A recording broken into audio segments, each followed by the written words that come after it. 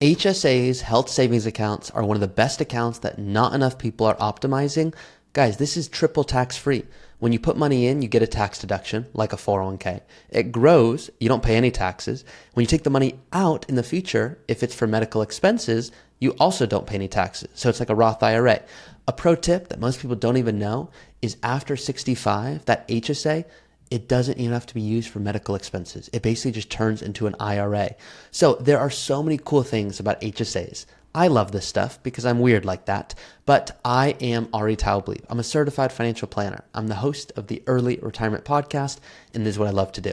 This is going to be a super short 5-minute video, complete guide to HSAs. You're going to use a flowchart and you're going to do it with me. So check out my screen right here.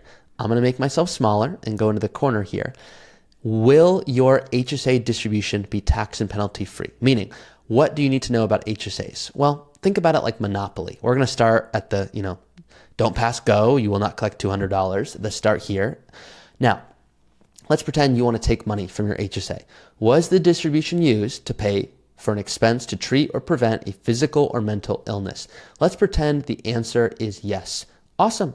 That is a qualified medical expense. Was it paid by any health insurance plan, or was it claimed as a medical deduction? Let's pretend, yes, it was. Did the distribution occur when the HSA owner, yourself, was age 65 or older or disabled? Let's say no. No, that's not when it occurred. Sorry, the distribution will be taxed as ordinary income and subject to a penalty. So guys, make sure you're smart with this. You want to make sure if you are taking it, it's for true health purposes and you're not trying to get around any rules, okay? Let's go back up here and say no, just for fun. Was it used for medical? No. Was it used to pay for long-term care insurance premiums? Let's say no. If you're over age 65, was it used to pay for any health insurance premiums? Let's say no. Was the distribution used to pay for COBRA? Let's say no. You cannot use it. It's probably not a qualified medical expense. However, was it used for long-term care insurance premiums? Yes. Based off of your age, a portion can qualify. So if you're worried about future long-term care you actually can use an HSA for a portion. So that's just something cool that most people don't even know. Now let's go back here. Was the distribution used to pay for an expense to treat, prevent a physical or mental illness? Yes. It's qualified. Guys, it is that simple. Now, what I don't want you to do is overcomplicate this. And I'm going to simplify your life right now so that you do not have to worry. Now, we're going to look at a real example so that you can see it on my screen here. So many people come to me, just like the couple that you see on my screen. They are in 55 and 54. They have a few different accounts, a brokerage account, a 401k, a Roth IRA. But we're going to go ahead in real time and we're going to add an HSA, health savings account. Now, the HSA, you can see here, HSA, let's put $50,000 in there, just as an example. This HSA account, why is this so special? Well, the HSA account has a maximum, the HSA maximum, 2025. I do all of my work here on the fly, so you guys can see it with me here.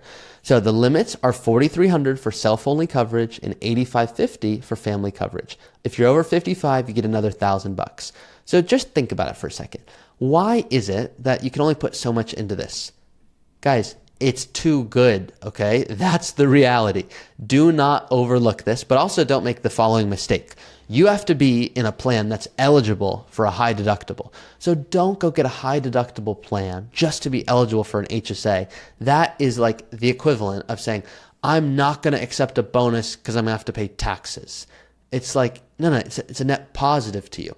Don't go get a high deductible health plan, pay $20,000 in medical expenses just to put $8,000 into an HSA. Like that just would not make sense. Now, HSAs are powerful. You want to make sure if you are eligible that you're taking advantage of it. That pro tip I told you of it becomes an IRA at 65. That's something that I find really makes people not worry because a lot of people go, look, I'm not going to worry about HSA stuff, health stuff. Yeah, that's a future me problem. And then what happens is all of a sudden healthcare events do occur. And you can actually find that these HSAs cover more than you just think. So I'm going to pull up an example qualified medical expenses for HSA list, and this is just an example. So you can see here, obviously prescriptions, medical equipment, dental, vision care, over the counter. But there's also, you can see here, way more. It can go to birth control, fertility, pregnancy tests, COVID, healthcare products, acne, guide dogs. It's HSA eligible expenses are defined by the IRS and are generally limited to those expenses incurred for medical care. Always consult with your HSA provider or tax professional. Now, the other thing I want to tell you for this video, just so that you are crystal clear with me on these HSAs, is when you use an HSA, you have an option.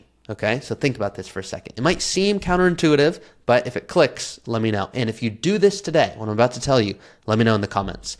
So if you use an HSA, you can go to the doctor and you can use your HSA card to go pay for it. I have an HSA card. I don't know where it is, but it's in my phone somewhere, okay?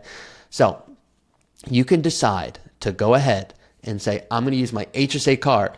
I put money in, I got a deduction, great, that saved me in taxes. Now I'm going to use it for medical expenses. Or you could use this other idea where you don't do that. You pay with after-tax dollars. Stick with me here.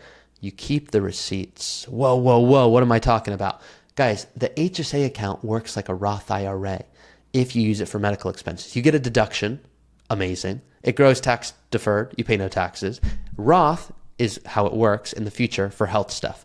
So why would you go pay with your HSA when instead you could pay with dollars you have so that you let your Roth grow? Well, I'll tell you why. Most people go, isn't the reason I'm saving and investing so I can finally use it? It's like I talk about Roth IRAs in my videos. There are people that will put a ton of money into a Roth IRA and they love their Roth so much, they never want to touch it. And then they're 80 and they never used it once. And you're like, what was the point? The point is to go use it. Now, the on-paper financial answer is if you have the funds available, don't use your HSA. Let it keep growing. It's like your Roth IRA example that I've shared many times. Guys, you can use a Roth IRA for education, to buy your first home. You can use literally the funds from your Roth IRA to do that. Have I ever recommended that? No. Why? Because assuming you have other funds, you'd rather use those to let your Roth grow even more because that grows tax-free forever. So hopefully some pro insight for you on HSAs. If you learned something, if you found it valuable, please like this video. Please share it with someone that you want to retire early with. And that's it for this video. Short and sweet. See you guys next time.